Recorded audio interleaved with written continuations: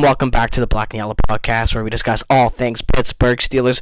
If you might have noticed, our quality is just a little bit better because I bought a microphone. So now you guys don't have to worry about listening to the audio through my phone.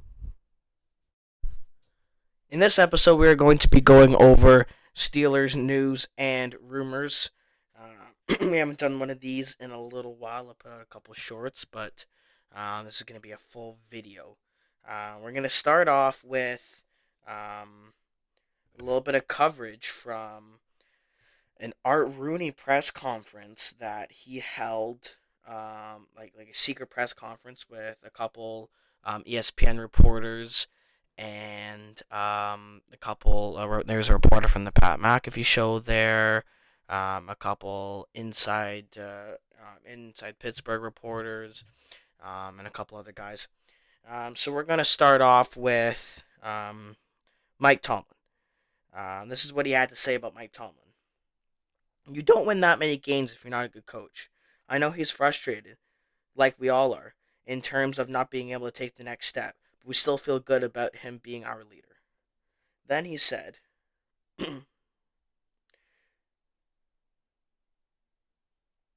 when you get when you got a good coach, you try to keep him in place. When I talk to the players, they still want to play for Mike. So at least the players sound like they want to play for him. Art Rooney wants him back. So I think that he's going to get at least one more, if not two more. I think the only way he gets fired next season, he's definitely coming back next year, in my opinion. I think the only way he gets fired next season is if there's something like the whole team just goes down the drain and they collapse and they miss out on the playoffs and they have a losing record. Then I could see Tomlin getting the boot. But I think that Art Rooney wants him to finish off his contract.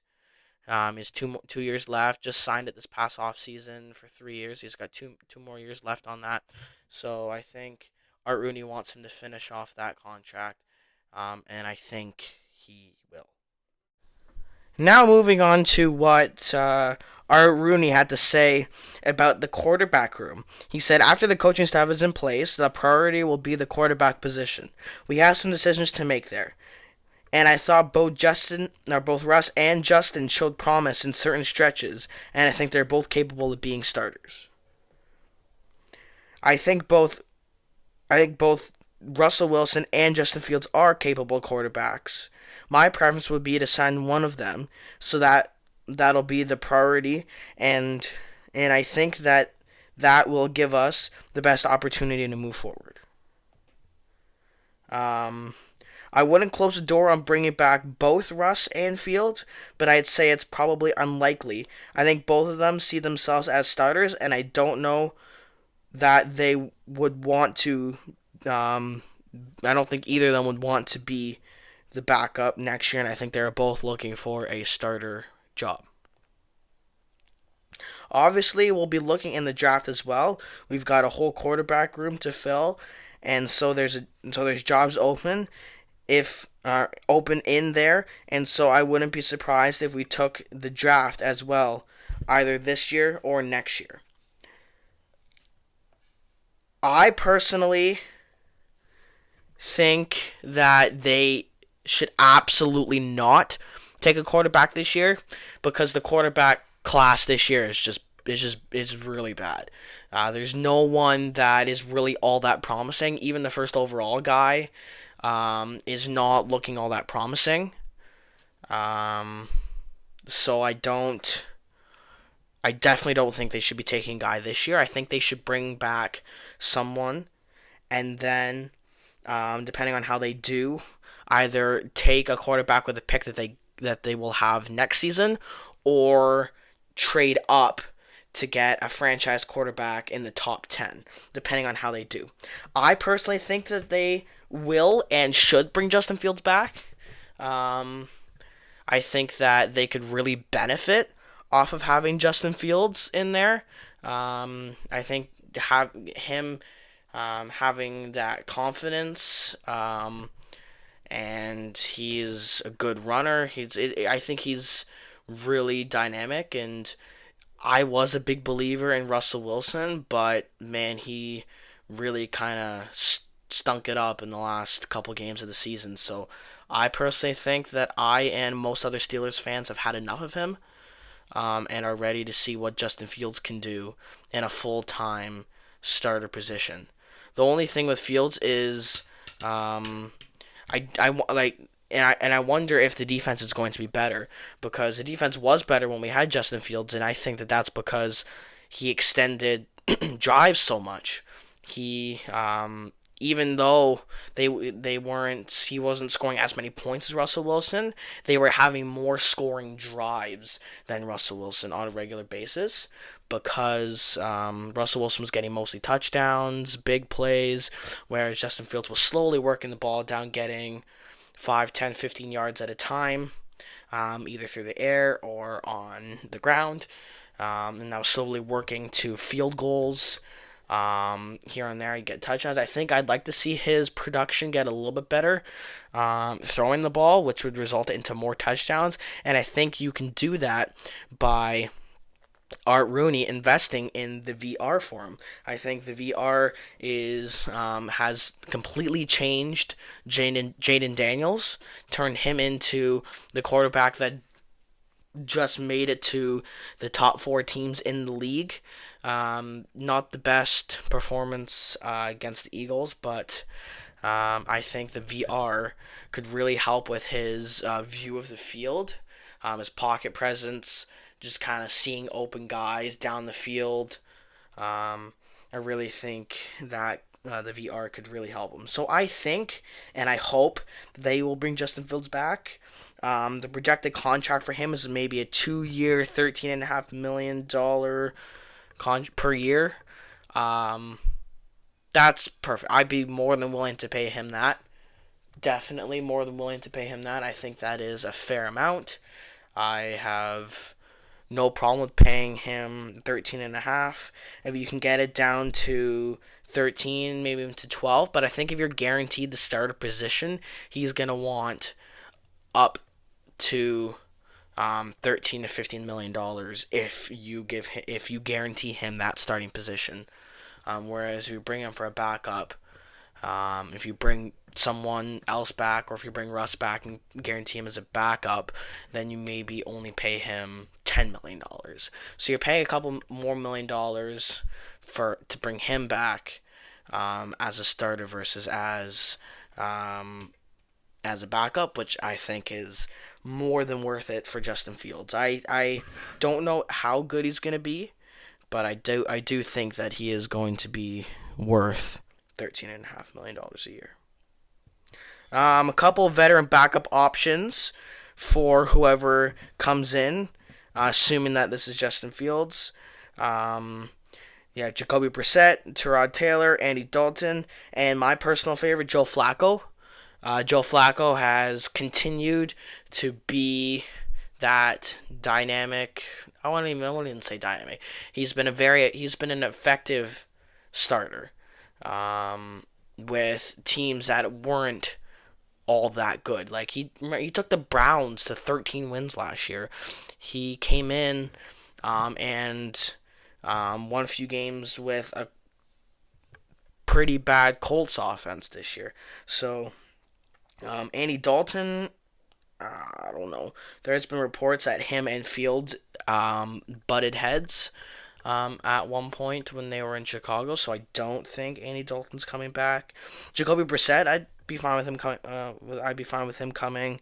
Tyrod Taylor, again, I'd be fine. But my personal preference would be Joe Flacco. There are a couple mid-round QB options. Jackson Dart, Jalen Milroy, Will Howard, Quinn Ewers, Cal McCord, Max Brosmer. I personally don't think that they should draft a quarterback. You already have Skylar Thompson that they picked up a couple weeks ago. Off of what did they claim off of waivers? Or I think they signed. I honestly don't know. I think they signed him. But he's going to probably be like a third guy. So my hope is that they bring back Justin Fields for around 13, 13 and a half. And then you sign one of those veteran quarterback options. Moving on to another topic Art Rooney covered in his press conference, and this is what he has to say about TJ Watt. That's something we want to look at this offseason. TJ has been one of the foundations of the defense for quite a number of years now, and certainly hope we can have TJ for the future beyond this year. And that is him talking about the contract extension that he wants to give, or the contract extension he wants to give to TJ. The projected contract is a 3-year, $34.3 million per year contract, which would make him the highest paid edge rusher in the NFL. He's worth it. He's worth as much money as you are willing to give him. I think he is that dynamic that truly you can pay him that much money, and he is worth it. I think so far in his career, the Steelers are something like 0-8 when he doesn't play a snap in that game. Um, Personally, I don't want to go 0-17 next year. I don't think we're going to, regardless if we have him or not. But still, let's get TJ Watt back. He's still secured next year, but I think you try as best as you can to sign him to a contract this offseason. But that's just my opinion. Our next topic we are going to cover on today's edition of the Black and Yellow podcast is what ESPN had to say about what they think the Steelers should do during the offseason. This is ESPN's biggest priority for the Pittsburgh Steelers. Figure out the future at quarterback. Stop us if you've heard this before, but the Steelers don't have a quarterback under contract for the 2025 season. Both Russ and Fields are set to be free agents. They have to figure out who they want back and for how much. Then they said Wilson jump-started the passing game this season, but he also committed crucial red zone turnovers late in regular season. Fields, meanwhile, went 4-2 during his stint as a starter, and he wowed with his versatility as a runner. That I definitely don't agree with what they said. I don't disagree with what they said there. Um, I definitely agree with what they said there. Um, then Dan Graziano from, I believe he's from ESPN, said the Steelers like Wilson, and they aren't thrilled about other options they'll have on the offseason quarterback market. If Wilson will take a deal similar to the 3-year, $100 million deal Baker Mayfield got from the Buccaneers this past year, he could stick around for a while. What the absolute honk and doodle do is that guy talking about? Russell Wilson isn't even worth $20 million for 1 year, let alone $100 million for 3? Seriously, dude? Number one, there's no chance he is coming back for more than a year. Number two, there's no way on planet flippin' Earth is he getting $100 million. Baker Mayfield is like a robot compared to him. Like, Baker Mayfield is not the best quarterback in the league, but he is 10 times better than Russell Wilson. I don't understand where this guy is getting that from. Like, that is absolutely stupid. Stupid. That is way too much money, man. Holy crap. Now we'll talk about what Brooke Pryor um, from ESPN said on Pittsburgh's under the radar priority. He said solidify the wide receiver core. George Pickens is on the line for an extension as he enters the final year of his rookie contract, and the Steelers need to add around him, though the draft through the draft or free agency. They failed to land a big name wide receiver on the trade market in 2024. Um, yeah, this guy does not really know what he's talking about either. Um, George Pickens, I'd be shocked if he's back. Um, I think the Steelers want to keep him, but I think he's going to demand a contract, and if he does demand a contract, he's gone. If the Steelers can sign a quarterback, or not a quarterback, a receiver before the draft, like a true number one um, receiver, I think they get rid of Pickens. If you can't, and Pickens hasn't demanded a contract yet, then you can maybe hold on to him for one more year, and just risk not getting anything for him. But like the best you're gonna get is like a late day two, maybe early day two draft pick, like a second or a third. You're not getting, you're probably not even getting a second. Like the best you're probably getting is a third. For his skill set, he's a first round pick skill set, but his attitude problems off the field is going to cost him, but it's really going to cost us if we try to trade him. I personally hope he stays for one more year. Could play alongside someone like Devontae Adams, um, just to name a guy. He is definitely someone who I could see him playing with. Or you can go to the draft and get someone like Isaiah Bond. I think he would be a more than fantastic guy. I think there is a couple other guys that a couple other receivers that they could take. What I hope for is they use their first round pick to get someone like Isaiah Bond. They trade Pickens for a third, and then sign someone like Devontae Adams to a 1, 2, 3 year contract. If you can't sign anyone, then you keep Pickens and draft someone like Isaiah Bond. I think you draft someone regardless.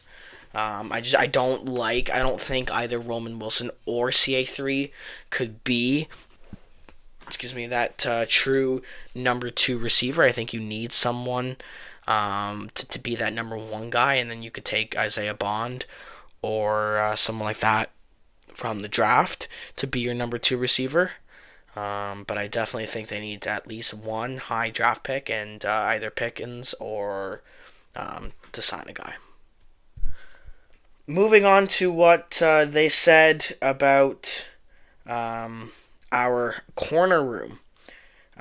Joey Porter Jr. has become a top cornerback in 2 seasons, but the corner spot opposite him is a big question mark entering 2025.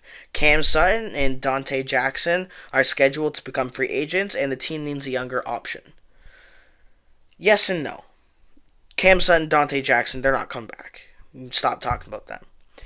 I personally think that they don't sign someone. I think they need to take a veteran cornerback.